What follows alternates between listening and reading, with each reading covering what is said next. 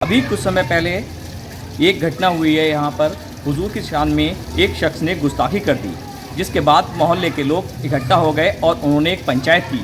पंचायत ने एक निर्णय लिया गया कि अगर ये लोगों से माफ़ी मांग लें और अपना निकाह दोहरा लेते हैं तो इनको माफ़ कर दिया जाएगा। आइए दिखाते हैं आपको पूरी खबर। पीलीभीत की सदर कोतवाली क्षेत्र में एक शख्स ने मोहम्मद साहब को लेकर अभद्र टिप्पणी कर दी, जिसके बाद हंगामा हो गया। मामले में मोहल्ले के लोग इकट्ठा हो गए, साथ ही बड़ी संख्या में मौलाना भी पहुंचे।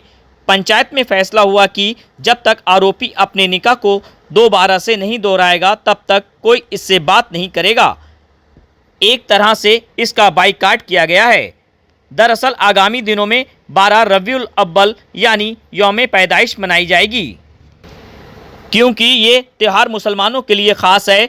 उसकी वजह यह है कि मोहम्मद साहब का इस दिन जन्म हुआ था। लोग अपने घरों को सजाते हैं और घरों पर इस्लामी झंडे लगाते हैं। 22 सितंबर को स्थानीय निवासी शाहबाज मोहल्ला शेर मोहम्मद में झंडे बांट रहे थे, तभी इसी मोहल्ले के रहने वाले रईस भट्टे वाले मौके पर आए और नबी की शान में अभद्र टिप्पणी करने लगे। ये बात शाहबाज ने स्थानीय लोगों को बताई, जिसके बाद अल्लाह मियाँ के मदरसे व मज़ार के खादिम मौलाना नूर मियाँ कदीरी व अन्य मौलाना मौके पर पहुंचे। भीड़ की सूचना पर सदर कोतवाली पुलिस भी मौके पर पहुंच गई। तभी आरोपी मौके पर आया। मौलानाओं ने पंचायत कर ये निर्णय लिया है कि आरोपी सभी से माफ़ी मांगेगा, इसके साथ ही वे अपना निकाह दोबारा से दोहराएगा। जब तक ऐसा नहीं करता है तब तक कोई भी इस आरोपी से बात नहीं करेगा। फिलहाल मौके पर आरोपी को कलमा पढ़ाया गया। बाद में आरोपी ने माफ़ी मांगी। अब आरोपी अपनी निकाह को दोहराएगा, यानी अपनी पत्नी से दोबारा से निकाह पढ़ेगा। ये था, बस इतनी बात थी कि कल एक बच्चा हमारा हाफिज शाहबाज रजा ये हैं जी मौजूद है यहाँ पर जी। ये कल झंडे बेचने के लिए निकले थे, यहाँ रास्ते थे तो ये बराबर में हमारे रईस भट्टे वाले रहते हैं। ये भट्टे अपने घर से बाहर निकले तो इस बच्चे से नाज़ेबा अल्फाज बोले। उन्होंने कहा क्या तमाशा है? उसने कहा हुज़ूर सल्लल्लाहु अलैहि वसल्लम की आमद है और उस पर मैं झंडे बेच रहा हूँ। तो माज़अल्लाह इन्होंने हुज़ूर सल्लल्लाहु अलैहि वसल्लम की शान में कुछ नाज़ेबा अल्फाज बोले थे, तो जिस पर ये जो है वो उस टाइम अकेले थे, इनको नहीं पता था क्या मामला है। फिर आज जुमे के वक्त में जब मैं जुमा पढ़ाने आया तो जुमा पढ़ा के मैं जैसे ही हटा तो फ़ौरन इन्होंने बताया मुझे कि ऐसे ऐसे हुजूर की शान में नाज़ेबा अल्फाज बोले गए।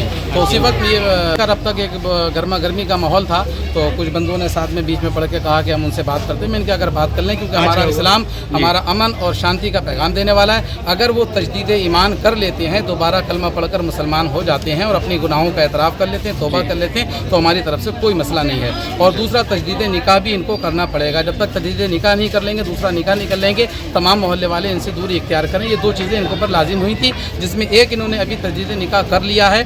दोबारा करूँगा, अभी चाहे तो अभी करेंगे। और जब तक आप निकाह नहीं करेंगे, मेरी मोहल्ले वालों से तमाम से गुजारिश है, अज़रुए शराब आपसे मेल जोल बंद रहेगा। जब तक ये निकाह दोबारा नहीं कर लेंगे, बिल्कुल सही है, निकाह नहीं कर लेंगे, तजदीद ईमान इन्होंने कर लिया है, तौबा कर ली है। और तमाम मोहल्ले वालों से और बिलखुसूस मस्जिद से ये गुजारिश है कि जब तक ये तजदीद निकाह दोबारा ना कर लें, तब तक ये हमारा इनसे कोई राब्ता नहीं है। क्योंकि इस्लाम में हुजूर की शान में गुस्ताखी की गई है, तो दो ये हुक्म इनको पर नाफिज होते हैं, एक तजदीद ईमान, दूसरा तजदीद। क्योंकि जब कुफ्र किया जाता है तो निकाह फौरन टूट जाता है, ठीक है।